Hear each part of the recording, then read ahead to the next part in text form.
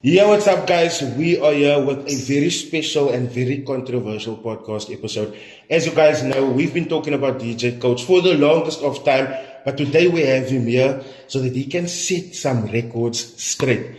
DJ Coach, it's such a pleasure to not only finally meet you, but to have you here on the channel. Tell me, how has the past few days been here, considering FMAS? I saw you coming in and the love was just poured your way. How has it been? I must say I didn't expect so much love at the site in Cape Town because mostly my influence is in Joburg, Pretoria. So yeah, the love was amazing. It was great meeting people. I was very informal for the first time in a long time. Hey, you were looking snazzy, my guy. You were looking snazzy. Yeah, so I've had a great experience, definitely. I'm really, really glad to hear that. And I could see that people were really excited to have you there. They wanted to have you there. Yeah. Any plans in the future for FMAs and a booth for FBK Markets? I've spoken to my team about the booth and they said to me that I'm the booth.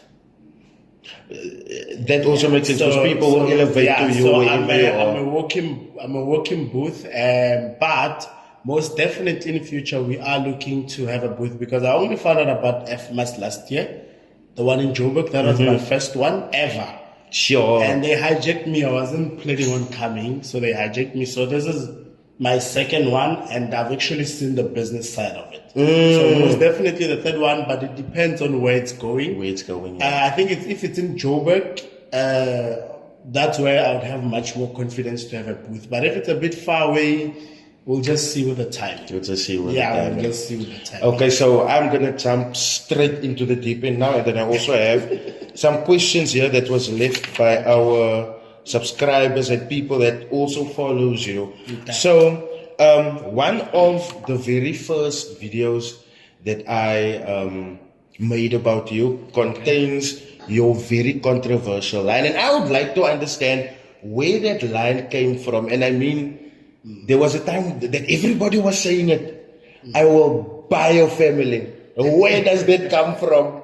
Yes. So, those who know me, those who have been following me for the longest time, know I'm a very peaceful person physically.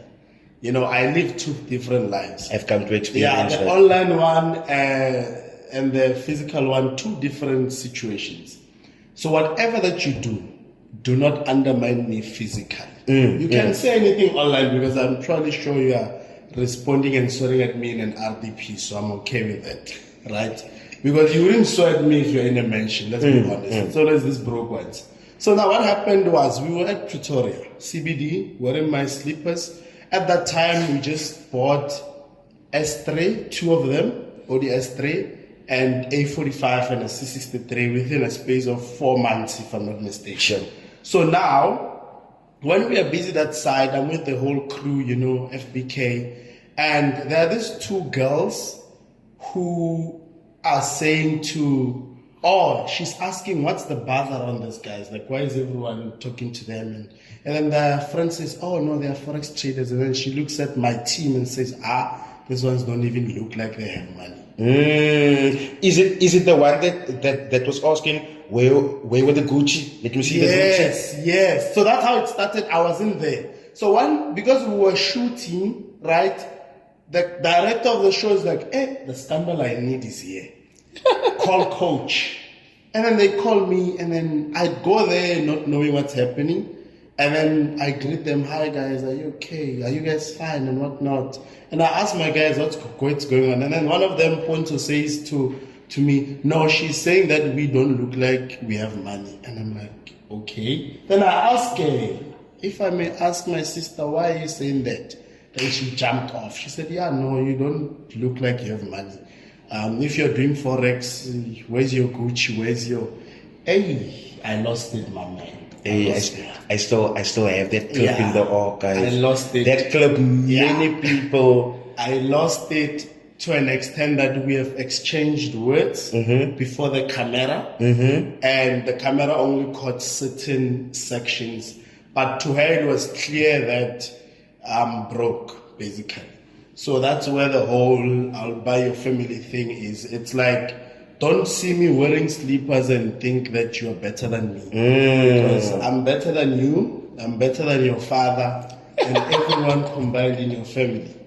And I'm gonna tell you straight to your face. So she said to me that I probably came in with a taxi. That's where the kids, that's when I said, boys, let's take out all of us, the 6 of us, I think we all took out car keys.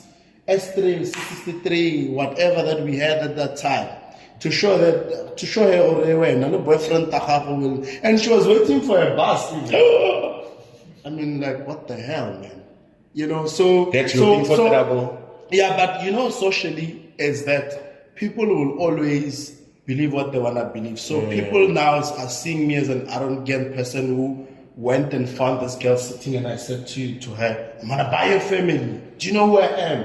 Well, she started me first. So the response of public is they don't look at the source. They look at what suits them. That coach is the one that tells people he will buy their families. I'll never come to anyone and say I'll buy your family. Randomly. But if you come to me first off camera, when the camera starts rolling, I'm gonna do my part. Because after that, I think I've offered 15,000 for anyone who can find her. I've never found her even today. I'm still looking for her, my man. I'm not done. My sister disappeared one time. So one thing that was really impressive to the whole community is when DJ Coach finally received a reality TV show. Not on YouTube, not your Facebook vibe, on DSTV. Yes. Tell me, before we get to how that all fell apart, it must have been an amazing feeling to know that you and your friends are going to be put on TV, your lifestyle is going to be there for everyone. Tell me, when they approached you, how did you feel? So what happened was, when they first approached us, I said no. So I think the reason why I said no was because a part of me knew that the whole thing is going to be twisted. Because I sort of had an idea of what happens behind the closed doors. Is that my aim is to say to the next person that it's possible. And I knew television was just going to twist it into flexing and whatnot. But at that time, the guy who was managing me at that time, Bethwell, I said no. And then he convinced me for like a good 4 to 6 months. Because they texted an email that's around February, but we only entertained them after July. Because they've always been constant communication with my manager. So he's the one who convinced me and showed me the bigger picture. How he warned me was, my boy, your goal is to inspire people, right? And I said, yes. Imagine how many people you're going to inspire on national television. And I said, oh, that's my goal. Let's go for it. So that's why I agreed. But at first it wasn't exciting because I knew they were going to twist everything. I mean, TV made it so that we could get ammo to shoot you down with. Yeah. And one thing that people were always saying, oh, we're not filming inside. We don't get to see the inside of the house. And I mean, I was one of those people. I was like, hey, he's renting this one. Why aren't we seeing the inside? There's no furniture. So what is the story around that? So Ash, I've got a problem. I don't care about aesthetics. I don't know what I do. I'm naturally a never mind, honestly. I was speaking to my brothers the other day. My couches, I've bought them in 2019. I still have them. They are finished, my man. Right? And I'm telling you this, even now in Cape Town, I think I've spent more than 200,000 already. Playing, right? I'm not going to tell you doing what. But I spent 200,000 playing. But the common sense of saying, let me go and buy new couches and revamp the house, I just don't have it. So that is where, for me, it would be a good idea for me to get married. Because I think that's where whoever I'm married to is going to say, let me do my part. Because I just don't give a shit, my man. My man, I can sleep on the floor while I have a Ferrari outside. I wouldn't mind. I'm like mid-range guys, in short. Golf 7. Apartment with no couches. I'm like that. I'm natural. I just don't care about fashion or nice things or interior, or I just don't give a damn. That is something I just love cars. We That's noticed, all I yeah. actually love. Anything else, I don't care, my man. Now, in that time that you were having the FBK Millionaire show Yeah. on was it Vuzu? Moja Moja Love. Yes, yes. You had all of these cars: G-Wagon, RS3, A45 AMG. Yes. What happened to those cars? Okay.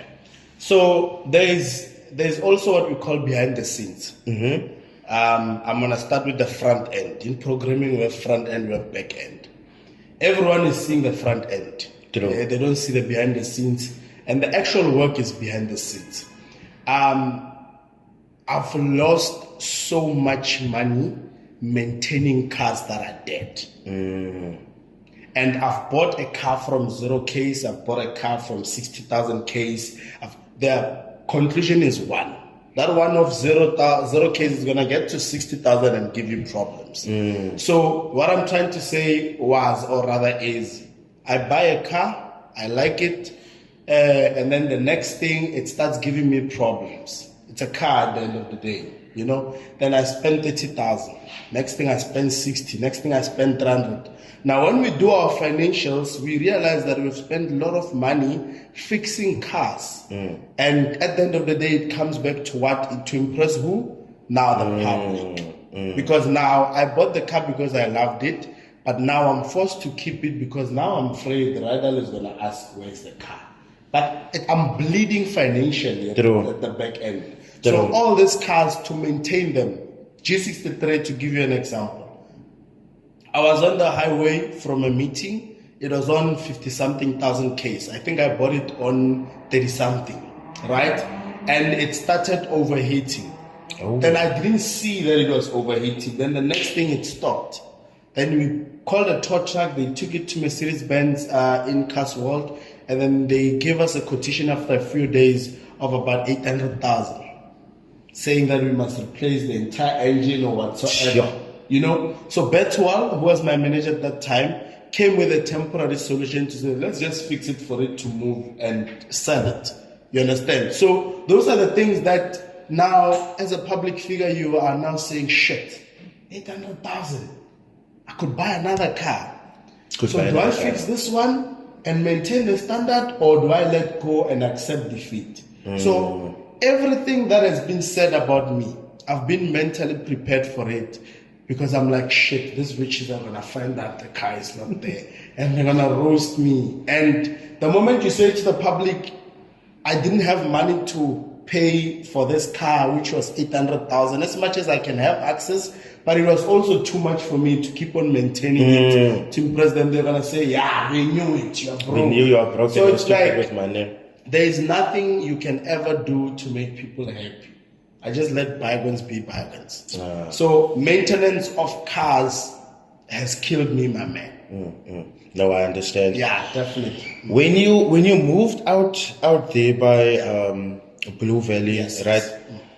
Oh, a lot of people was like, yeah, teacher coach is going broke now. And I think, wasn't that the time that you, or it seemed that you moved into apartments? Or am I having my time? No, it was not an apartment. I've never stayed in an apartment.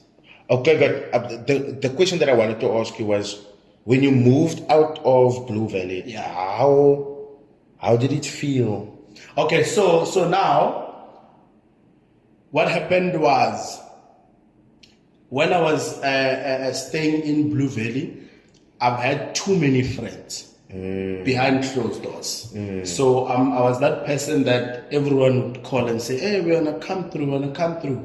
You know, a lot of girls as well, you know that lifestyle. And then some of the people that you're inviting in your space are not there to have the fun that you think they're here to have, right? So a lot of shit happened behind closed doors that socially, it can never be known out there. But when I left Blue Valley, I didn't leave because I wanted to leave. But I left because shit happened. And when I say shit, I mean behind the scenes in a sense of a matter of life and death. For me, because I meet you, I allow you in my space, and then the next thing, you are planning things for me because it's easy. I mean, when you come to the house, I can leave my 7 phones anywhere. I can leave 100,000 anywhere. It's my private space. And then when you're seeing an opportunity to say, You see the opportunity to steal. Yeah, but just to give you a glimpse, shit happened, and luckily I was not there. So it was more like, shit, you've exposed yourself too much to the public, and now it has become a security threat. And then now, the security threat, it's not going to be someone who doesn't like you from socials. There's always someone inside. There's always. It's hard to see that one. Yes, I didn't see it at that time, but later on I knew how it got to there, because access is prohibited. So how did this people know there's this at this time? So we found out later. I think we live and learn, we grow. So after then, I've reduced my friends, people that I allow in my circle, and then I've started on a new clean slate. And the biggest fallout I knew that was going to happen was, shit, I'm going to say I'm broke. But it's more like, you know what, either way, even if I stay here, whether I stay here or not, I'd rather be identified as broke than dead. Rather broke man than a dead man. Yeah, so if I'm broke, it's fine, I can always recover. But I must confess though, due to new money, new lifestyle, new friends and everything, I wasted a lot of money that when COVID hit, I was actually down to zero, but I still had the assets. So I was able to sit down and regroup, cut down everything that was unnecessary, and then regroup and re-strategize. So that's why 2021, when I came back in the business sense. Because before then, I was for the streets, I was about lifestyle, I was about flexing, whatever that it's called. I didn't have any future investment plans whatsoever. So that was a lesson on its own. One thing I was going to ask you, with you reaching rock bottom, did you then make a decision to diversify where you're throwing your money, like starting other businesses? And so at that time, because there was one meeting that I once had with the gents, and we were like, gents, should shit hit the fan, we're going to take the V-Class, get in all of us, sell everything we have, and start all over again, right? And that is similar to what happened, but our rock bottom, whatever rock, it doesn't mean that we now gonna stay in Alex. The assets are still there, the cars are still there, the properties are still there, whatever that we have is still there. The difference now is it's no longer the same in terms of income. So now what we decided was, let us now try and recover first, and then from there, strategically think what is the best way to go about it. Hence, we decided that since I'm known as one of the biggest traders in the industry, just like any musician, you go from being relevant, then new people come into the picture, then you're regarded as a legend, then you move into record label to manage the new ones, which was our business model. From 2020, now we moved into having a vision of owning a brokerage firm. Before FBK Markets was born. So that was our vision, to say, now we are working on raising enough money to go and start our own broker, because the trending and everything has went down. People now know us. Everywhere I go, they know me. So from here, we can only create wealth, because being rich is temporary. That is so true. Richness might be here today and gone tomorrow. Yeah. Very fleeting. Now, while we're on the topic of the cause and all of that, there was one call in particular that made waves right through the internet, and that was the RE7 that we found on Standard Bank's website in the repossessed part of the website. And when I posted that, right, obviously the impression DJ Coach is driving a car he was driving a car and it got repossessed. And, having you here, we can just ask. And I mean, like I told people, look, repossession happens to a lot of people. It's not something to be ashamed about. And like you said, you fell to zero, but build yourself back up to the monumental figure that you are today. So concerning that that RS7, right? And I was telling Vincent now earlier, I come this way. DJ Coach RS7 is repossessed. Then you come that way with a new RS7. So I was wondering, Yeah. did you buy a repossessed RS7, or was the RS7 repossessed from you? Okay, good question. So now, the reason why I bought the RS7, I don't know if you were in the picture. I've had an altercation with a guy by the name of Caesar Drama on Twitter. Right? And you know, at that time, sorry for barging in, at that time, I know I wasn't exposing it at the time, but that time I was still like into trading because I got taught by Rydall Landsberg and stuff like that. Yes, so I was also on Twitter there telling Cizwe, you don't know DJ Coach man. Did you see the champagne coming out of his pipes? You don't know. He's revving on tiles. Where's tiles in there? I was there fighting for you, my guy. But continue. So it was that season whereby on Twitter, so what happened was, I told you, I don't bother anyone. True. So Cizwe went on Twitter and said, lol, there's a guy on Instagram lying to South Africans that he's making money on Forex. I didn't know the guy, right? So I went on Twitter when they showed me, and I looked at him and I'm like, fuck him, I'm not gonna entertain that. But my manager showed me a bigger picture, and he's like, my boy, beef him, respond. And stupidly so, I had 1,300 followers at that time on Twitter, right? On X now. So I started engaging with him. And then when I engaged with him, 2.3 followers, 5,000 followers. I'm like, oh, this is good. Then I start beefing, dragging. So now someone says to me, the guy is driving a 1 million car. Well, now what are you saying with the Golf 7? I'm like, no, this is bullshit. My man, I'm telling my manager, let's go get a car. Which car that can cost at least $1 million? And at that time it was an RS7. So we went to Audi Center. There's Audi Center there. We got there a guy by the name of, I think the sales guy was David. So my man, we bought that RS7 cash, 100%, right?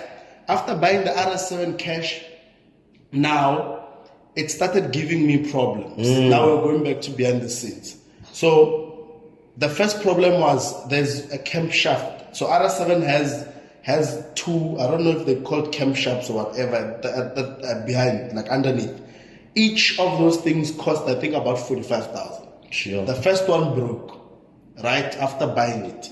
And then I fixed it, no problem. Then the second one broke. Now I'm sitting on 90,000 plus, fixing both these two things.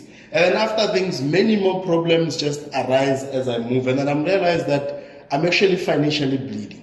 So now my manager says, no, it's actually time to upgrade. Let's sell this one, do a trade in.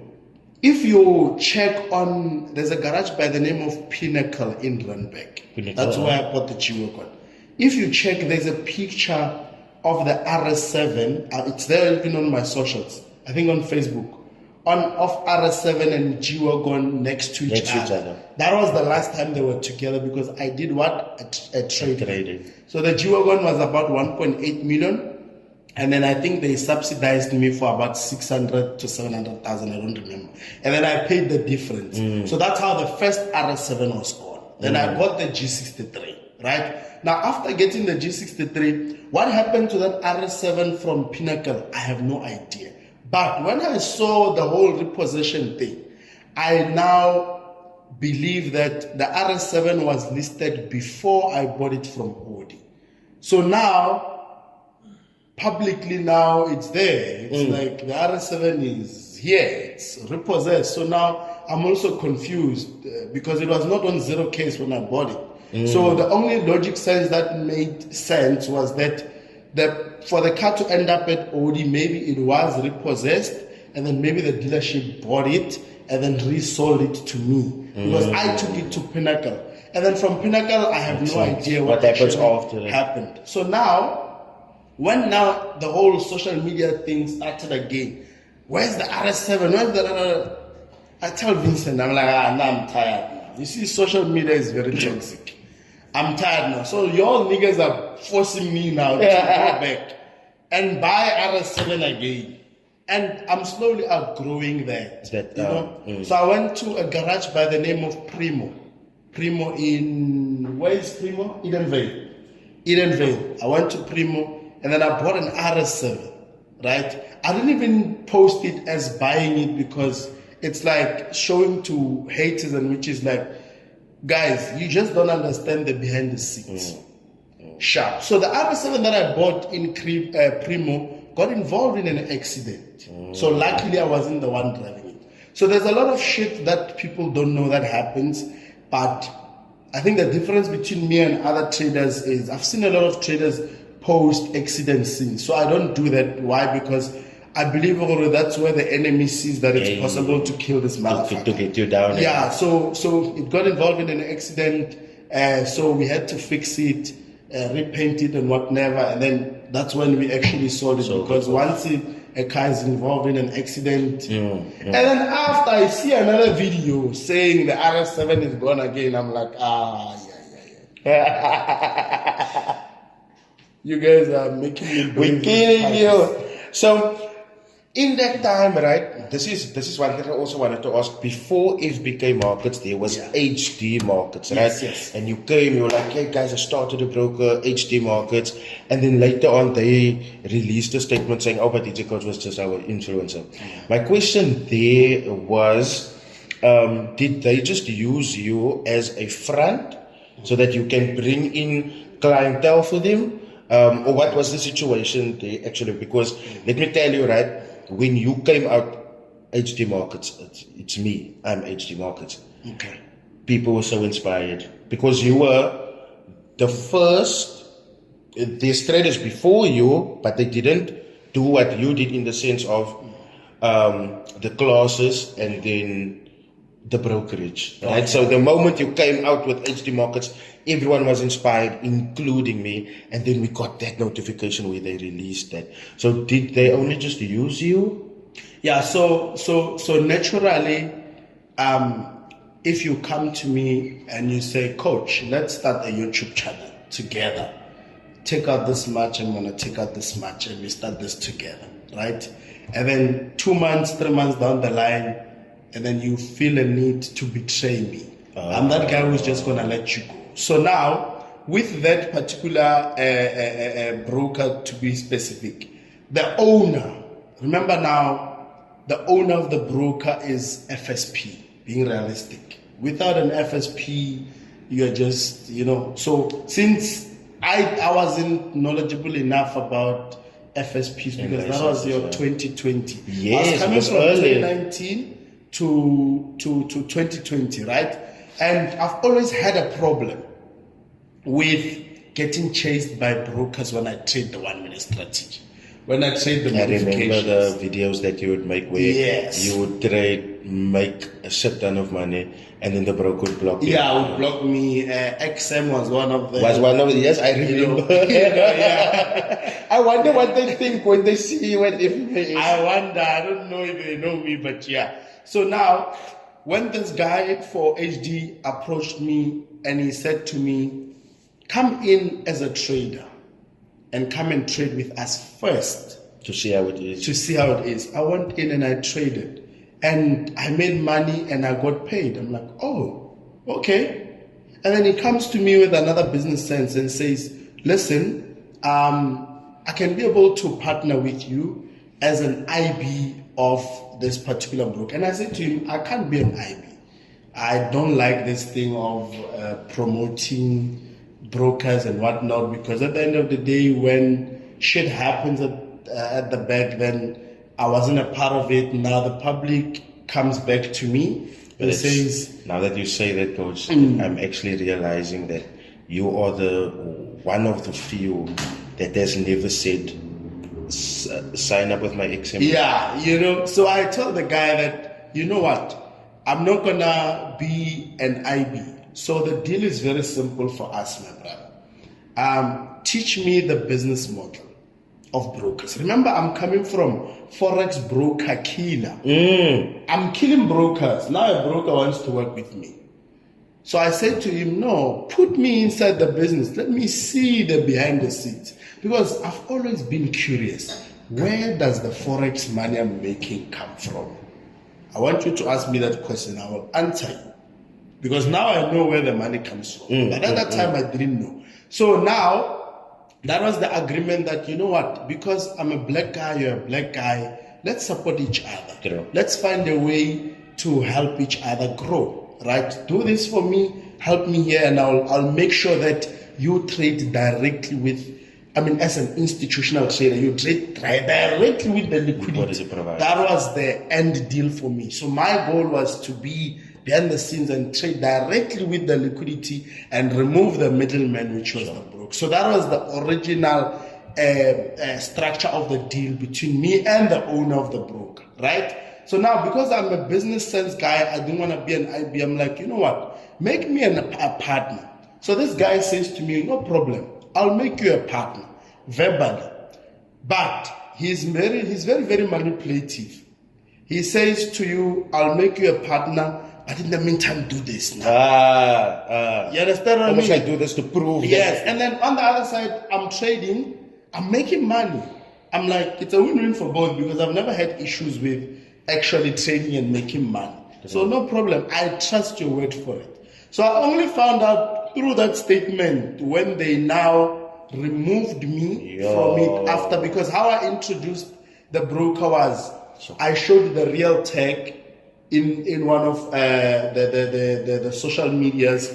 That was the time MT4 had real tags there. And immediately when people saw HD markets as a broker, automatically they wanna go in it. They went. So just by me showing that tag, it was just the opener for them, and those guys saw an opportunity to partner with me. But they never honored their end of the deal.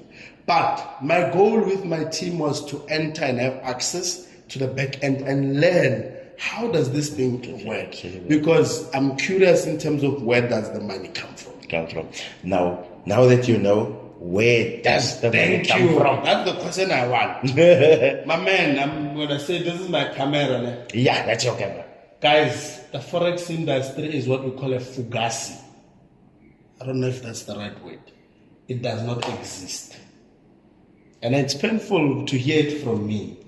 But with what I know now, the world doesn't exist. I'm going to tell you what's happening. I don't want to mention people by names. There is 5 billionaires in dollars, right? I'm going to give you the origins of what we are trading now. 5 billionaires in dollars. Billionaire 1, 2, 3, 4, 5. These guys are friends behind closed doors. On Forbes, they are competing. But behind closed doors, they are friends. Like me and Rydall, we are quarreling on socials, but you see it together. So now, what happens is, all these billionaires take out 100 billion each, and they give it to an ex-bank, and say, what can you do to transform our money? This ex-bank and its executives go to hedge funds and liquidity providers. They open them. Take those funds to those hedge funds and liquidity providers, which is now what? There's an ex-liquidity provider that has $500 billion. Yeah. Right?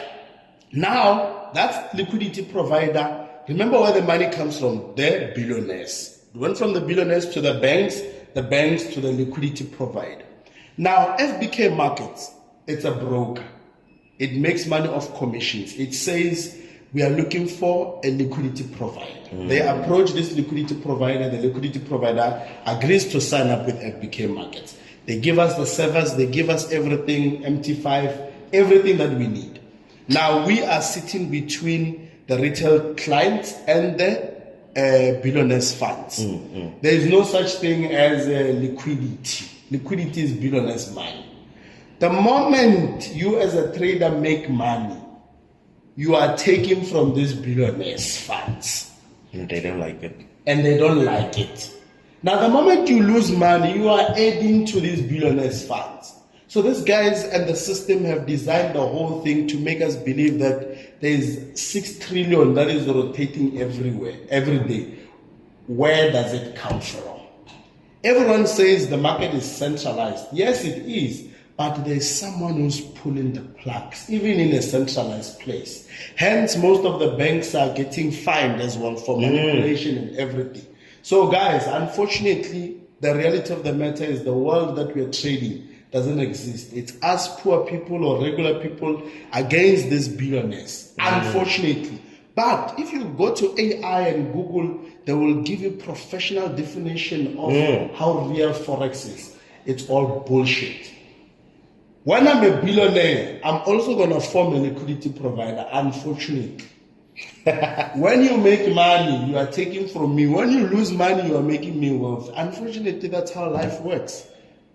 Unless if you have a different vision of what Forex is, because factually speaking, you can't also possibly tell me where is the 6 trillion. Let's ask the real question. They say Where's the the market 6 trillion? Where is it coming from? Where is it going whose to? money is it? Have you asked yourself when you say there's a lot of money on Forex, whose money is it? The investors. I don't want to mention people by names, but the investors who invested in these banks, in this liquidity and hedge funds, it's their money. Hence, if you trade with FBK market now and you put 100 rand and you make 100 million as an example, you will get paid. But it's not from me. It's these guys. And immediately after getting paid, my man, they are chasing you. That's what people don't understand. I'm always fighting with these guys because I'm for the people to say, but guys, why do you keep on lying to the public through us? Because they are lying to the people through us, saying that the money is unlimited. Where else they've already put a limit. I once went live and I said to everyone, those who didn't know argued with me. I said to everyone that, guys, as a trader in South Africa, you are limited to getting up to 75 million for yourself. Sure. And that entire 75 million, now we are sharing it amongst a lot of people through 200 to whatever. Because the moment you surpass that, now you are eating more than what you should. So as much as we think we can make a lot of money with this industry, we are making someone else broke on the other side. And they don't like it. So unfortunately, brokers like FBK markets are going to get hurt through the process as brokers who are chasing away clients who make money. Hence on XM, they chase me. On whatever, they chase me. Because the liquidity providers like, hey, this guy is a problem. You understand what I mean? That is why they say some trading strategies are prohibited. Because they want you to lose, guys. So there you go. You now know the truth. Yeah, because a lot of people was actually thinking about that, because one of the questions that AT Jondre was asking, why don't you allow the strategy that you trade with? Yes, at FBK? At FBK, yes, because the profit that you're going to make is not coming from me. So as a broker, you own the CAPC, you own the shares in that particular company. When it comes to the actual servers and where the money comes from, I can't be able to afford to pay every trader. I have to now explain to the liquidity, how did you make money? Then I say to the liquidity, no, the client did 1, 2, 3. The liquidity says to me, no, cut down your leverage. If I say no, they're going to cut me off. I'm out of business. I'm no longer make commission. So what are we supposed to do? What are you supposed to do? That is an intense way. I think I should actually look into that, because that is some stuff that I also didn't know. A subscriber by the name of Angela was asking if he comes to FBK like he has seen you do, will he be able to take 20 rand and make it 20 million rand? To answer him or her, yes, it's possible. But you're going to have a problem with these guys. Now, one of the problems I'm having with them is just that people don't know behind the scenes. We are running a business, but as soon as it's like being a police officer. You know, you train to serve the community. When you're inside, you find out that there's a lot of shit that happens. And now I'm being forced to keep quiet. And this is not right. You understand what I mean? So that's the situation that I feel like I'm in, because now these guys, they are the ones who control everything. And don't let anyone lie to you. These brokers are all the same behind the scenes. When I say all, I mean all, my man. So it's just a matter of pick your struggle. Do you want to struggle with FX? You're going to struggle, yeah, you're going to struggle, yeah. Struggle with MBK markets. Because believe me, when we are all doing marketing, we can never market it in a bad way. We have to say positive things. But believe me, listen to me, my people, the behind the scenes of all these brokers is all the same. The brokers don't have a problem with you making money.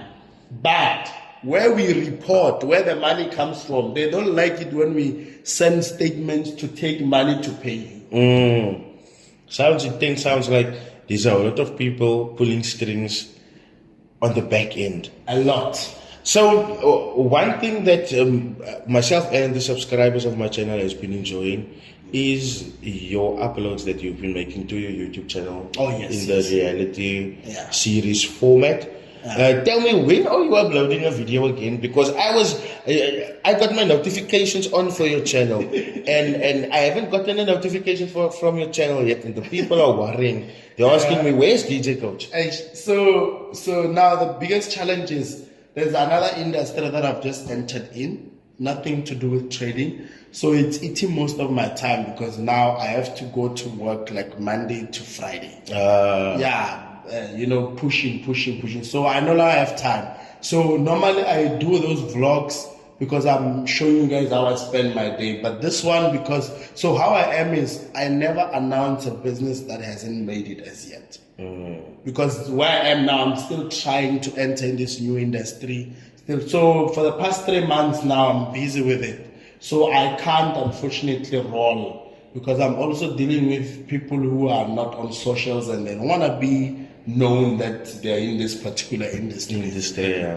And then people don't attack or can't attack what they don't know. So I'll come back as soon as I'm done with this project, when I'm living my life as a trader again. But I think safely so, with everything that's happened in the industry and the truth that I know about our industry, it has made me have opened my brain to diversify as much as I can. As you can, Because our ways of making money in Forex are going down bit by bit. I'm going to give you an example with Xness. Xness, my man, makes sure that they close their servers 4 hours before whatever that's supposed to happen. Before it happens, how are you supposed to make money? It's like every strategy that you use, they are learning and closing down all the ways. Now you are just left with trading between 9 a.m. and 2 p.m. After that, you can't trade when there's actually volatility which can allow you to take 20 Rand to 10,000.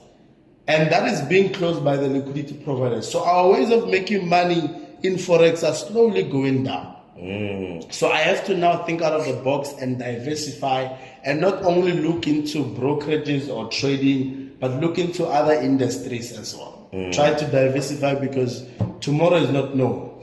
What other industries are you? Because Vincent have told me that you are quite busy in other areas of business. Yeah. So what other fields have you? So the other one, the one that I'm busy with is the one that I can't mention now. But also I am big when it comes to the entertainment industry. That is nightclubs. So as you have seen, you make a video about Amix, about a graphic designer who was not paid. Yeah. So now it's like every industry that you enter into, there's always its own challenges. And then just to give everyone a glimpse of the industry of alcohol, I've realized that I've made a mistake of announcing my involvement in that industry as a whole. Because after that, I've got 2 more that I'm involved in behind closed doors, which people go to and support, but they don't know I'm there. Okay. And I will not mention it. So what happened was, in the club industry, my man, it's a whole territory on its own. And you stay in Cape Town, you know what I'm talking about. 100%. It's like comply or you get fucked. And then now you are like, shit. Sometimes it's better if they don't know. Because now now that they know I'm involved, now they know who directly to go to. You know, And when you look, especially with what happened to Easy Forex, and with Yo, him wow. having a That's club. perfect example. They literally shot him at his own place. And you are confidently announcing it with confidence because you are proud. And it also helps market the place on its own. But at the same time, you are also causing more problems for you. Because as soon as you announce, the worms are now crawling towards you. And when I look at your lifestyle, right, even when I saw you at FMAS, right, you were a very chilled, laid back guy. Having bodyguards would definitely probably be a slow down for you or hold you back in life. So I think keeping it under wraps with your involvement in the nightlife, I think that would be the best. So what with everything that's going on in that industry, right?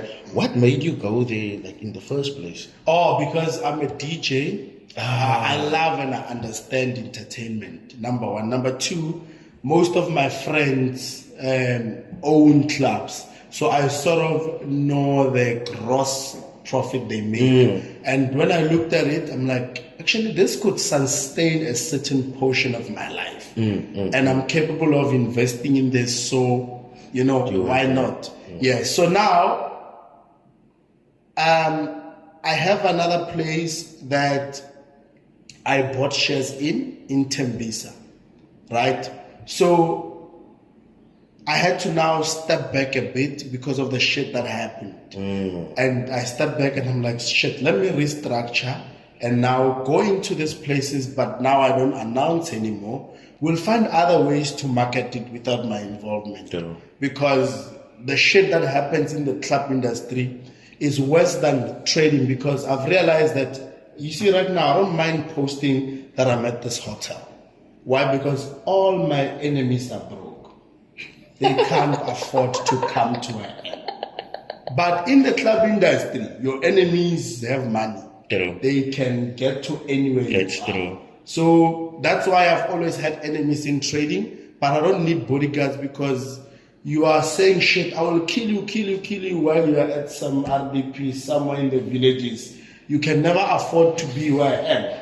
I mean, my man, I've never seen a hater. When I'm driving my Ferrari, when I look at the robot next to me, the car next to me, I've never seen my hater there, because they can't afford to be next to me. I've seen a few in a taxi, well, this one doesn't like me, but the taxi driver will not go to your direction and listen to you and say, follow this guy. So that's why I'm moving smoothly. But in the club scenario, I've realized that I need to now roll with bodyguards and whatnot. And you need to watch. Let me restructure and enter, because the reason why I'm into the club industry is because I get artists for free. That's my advantage. So it's like marketing thing for me. I would see like a whole lot of artists that's commenting on your posts, like Lady Do and them, and I'm like, oh yeah, no, definitely. This man is deep in the entertainment industry. Yeah. So there was once a radio interview that you went to that also made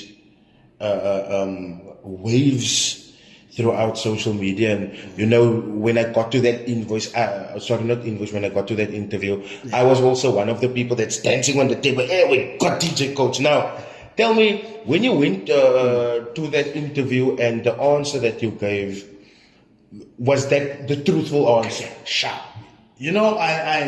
I love that question. So it was in 2019. If you look at that video, I was very tiny as well. Yeah. Now I'm fat. So what happened was the whole Moja Love deal.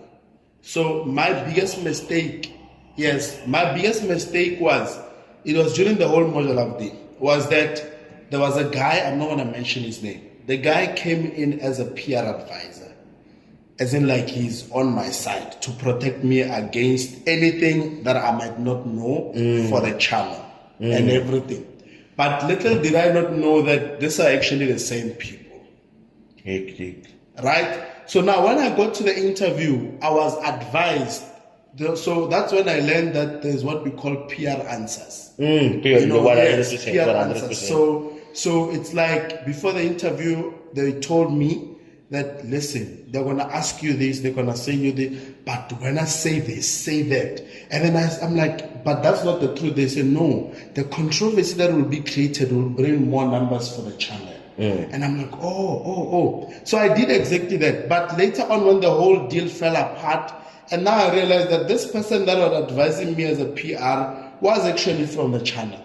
Ah, man. They were, it's a very dirty industry. So what Moja Love does is they partner with you, work with you, but using you at the same time. When shit hit the fan, they're the first to take out a statement that they don't know you. They don't know you. They've done it with so many shows you have seen recently. That's how they roll. And then it leaves you in the dark as if now you got chased off. How, my man, I've seen people say I got chased off television because I was living a fake lifestyle. My man, I don't want to mention people's names, but there were far more poor people on television that were never chased.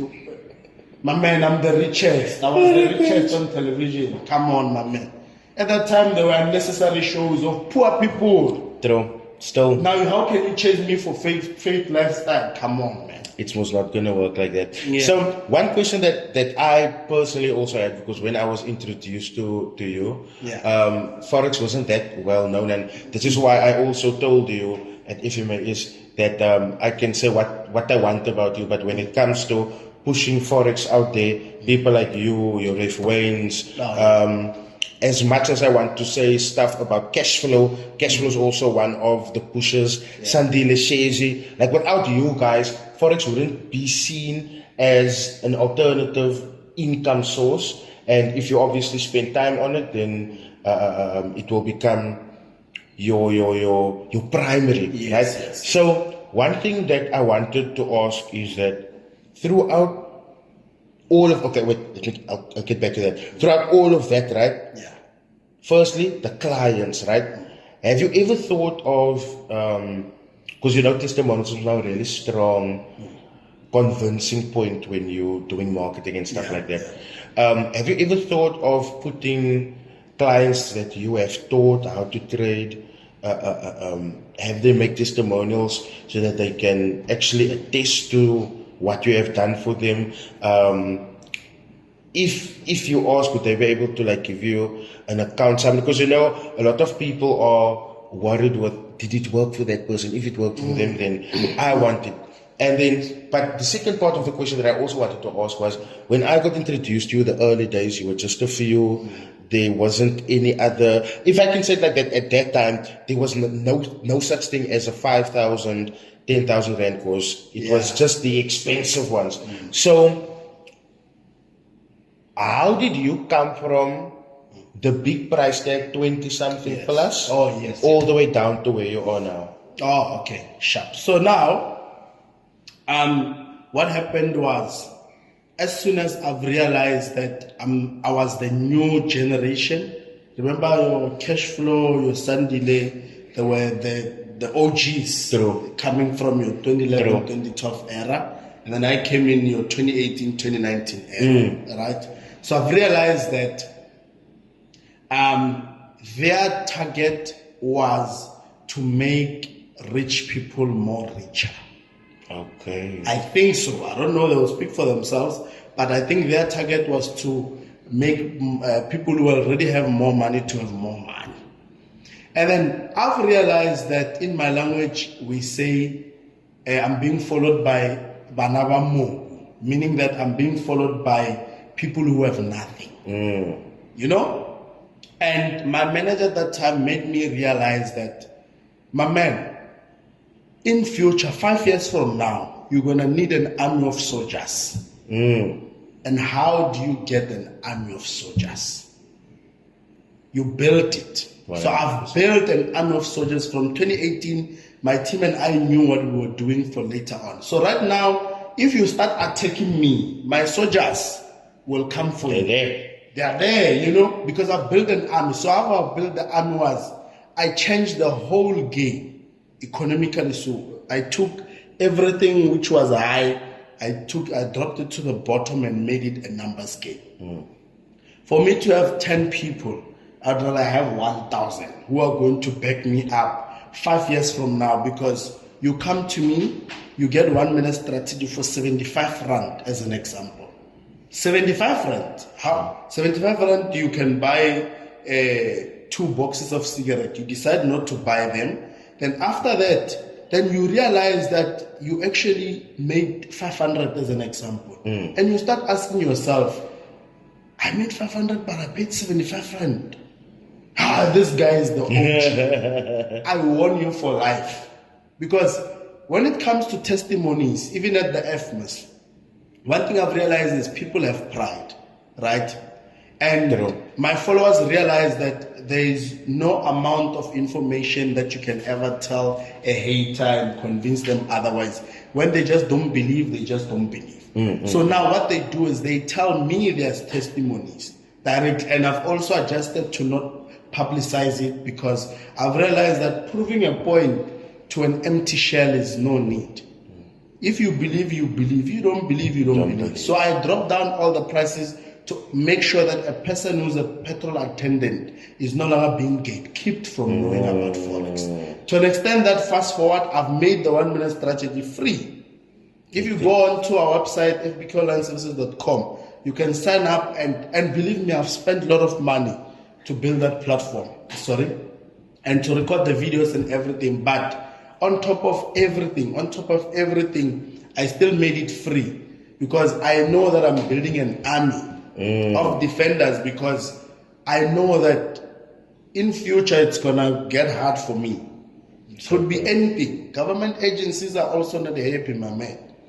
So true. They are not happy. People are not happy that we are doing well. So I'm gonna need these people to strike when I'm in court. I'm like Bushiri, my man. You never do anything to people otherwise. Yeah, Bushiri has a lot of loyal followers. Even if you say whatever, say you are mad. I've seen that you also have a loyal following, and you know that's a good thing that people always are behind you and they have your back. Someone by the name of Lile want to ask you a clear story of how you made your first million. Okay. The challenge I'm having is, as I'm growing, I'm slowly forgetting my story. But I do remember first 100,000. In terms of the million, I don't think it was one take. I think maybe it has to be over time. Yes, over time, because unless if he or she's asking when I made R1 million in one trade. I don't know if they're asking. No, that's just your when in your bank account you had your very first million. Okay, so I think it has to be 2018. It's a long because time 2017 I was around about your 700,000, if I'm not mistaken. I think 2018, that's when I hit above R1 million. So it was over time and being consistent, because I was making money. That's why I'm saying the brokers and the liquidity providers are studying us. On Monday, Tuesday, Wednesday, there were events on GBP called PMIs. It was manufacturing PMI, services PMI, and I forgot the third one. Every event, I was making 50,000 guaranteed. Sure. So that I was being consistent. In a week, I would make 200,000. So when you look at it in a month format, it's like 800. So it's difficult to specifically say, but I think 2018 was the right year. When I got the S-trays, yes, that's when I was above R1 million. Yeah, let me tell you, when you got those scores, the chest pains he was giving the people in the industry. I'm telling you. Letman wanted to know, what's your most profitable strategy? Good question, actually. Because for me, if it wasn't banned, it would have been the 1 minute. Yeah, I was about to say that the 1 minute is the top OG. But with the shit that's happening now, it's difficult. But currently, my best strategy, my man, is modifications of 1 minute. Oh, okay. So now, what is, please check our FSP there, because I need to give a disclaimer for this one. Hey. Disclaimer for this one. Check on the big online services. Speaking of that, the FSC has arrived, They Yeah, they have arrived chasing for us, people. and they're working with you. Hey. It's not actually, because one thing that I've missed as well, coach, is that when I went through the laws, influencers are also supposed to be regulated. Now, for me, there's a little scapegoat situation for me, because you say I must don't have classes and signals and account managements to lure people through like that. So I don't necessarily need to be regulated, but for me, I want to get regulated, because it just stops all of the unnecessary bullshit. Yeah, that's true. Did you find it? Yeah, that's the one. I don't want to make a mistake. I know it.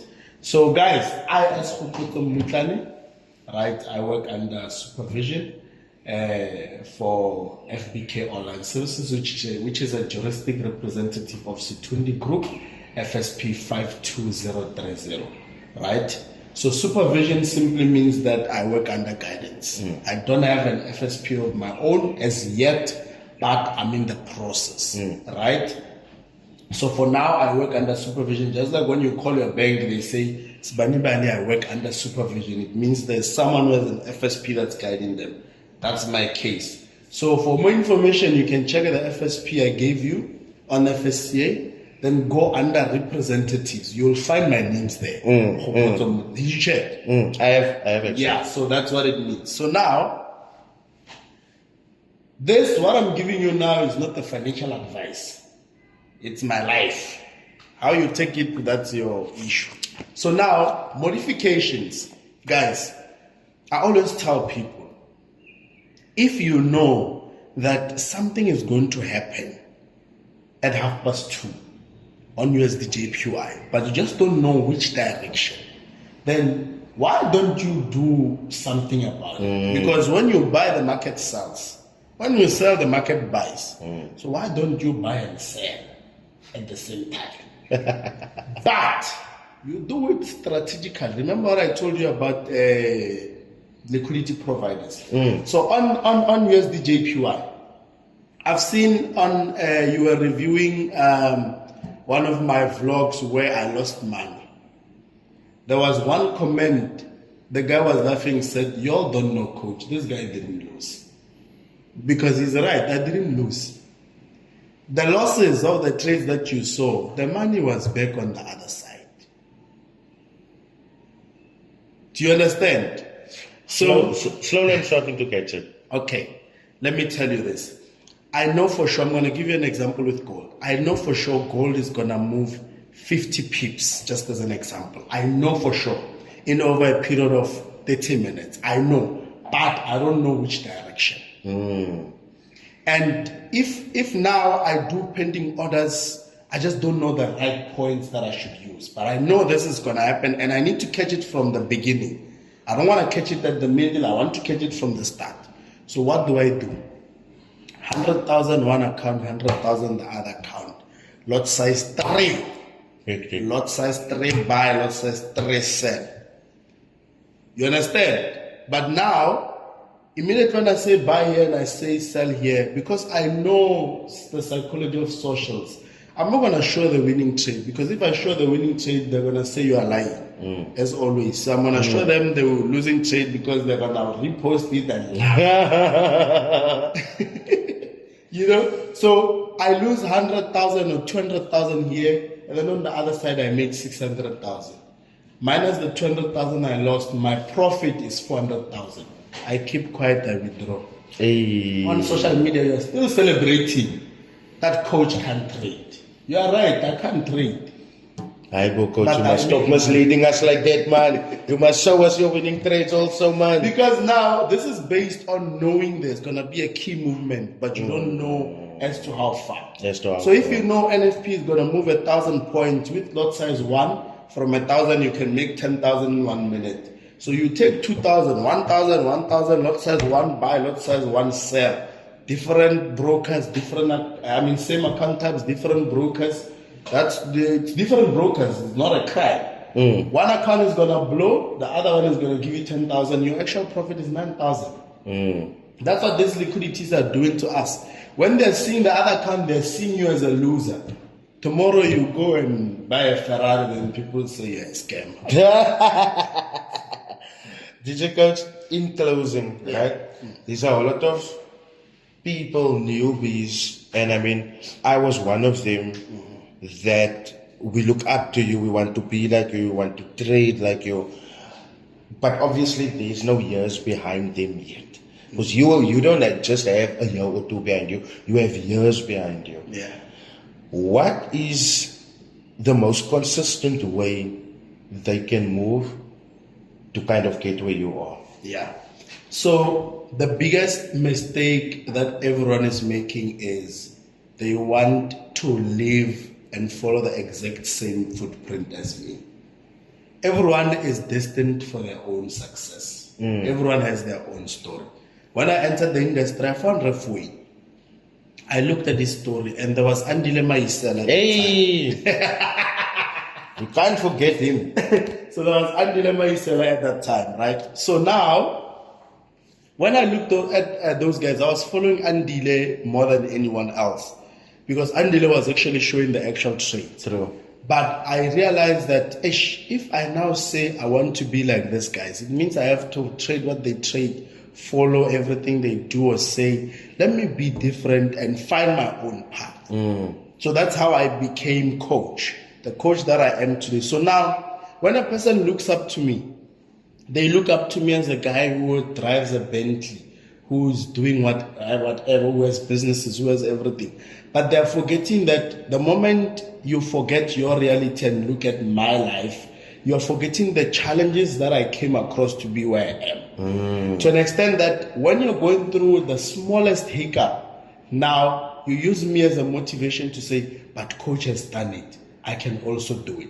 But your dreaming point is overvalued. You are over dreaming. And then 5 years down the line, you realize that I've been following coach, but I'm not achieving what he is achieving.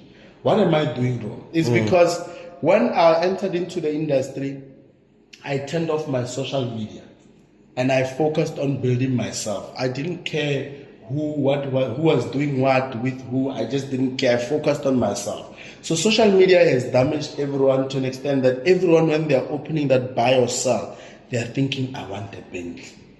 You can't start with a Bentley if you have never passed through a Ranex, my man. Hey, so some of our motivations, we are also damaging you guys. But at the same time, it's my reality.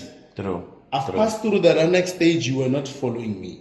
You only started following after the Duogon. Now I'm on a Ferrari level, you are still here following me. You are not moving. So the best advice I can give everyone is forget about me, forget about Refuel, forget about Rydall or anyone in the industry. Forget about Damos, my best friend.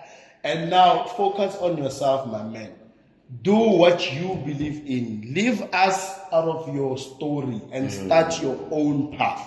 Biggest mistake you can ever make is to look up to someone and want to be exactly like him. There can only be one Elon Musk.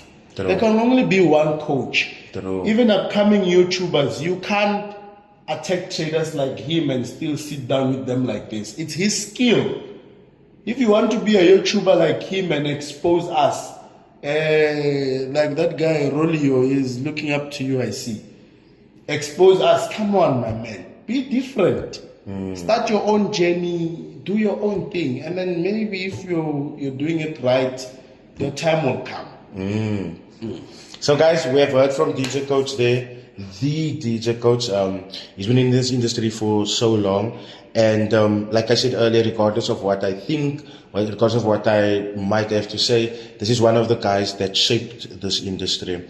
So DJ Coach, thank you so much for joining. Thank you for It was having me a as well. pleasure. The moment Vincent sent me that message, I had to tell my lady, listen, we're dropping everything for Sunday.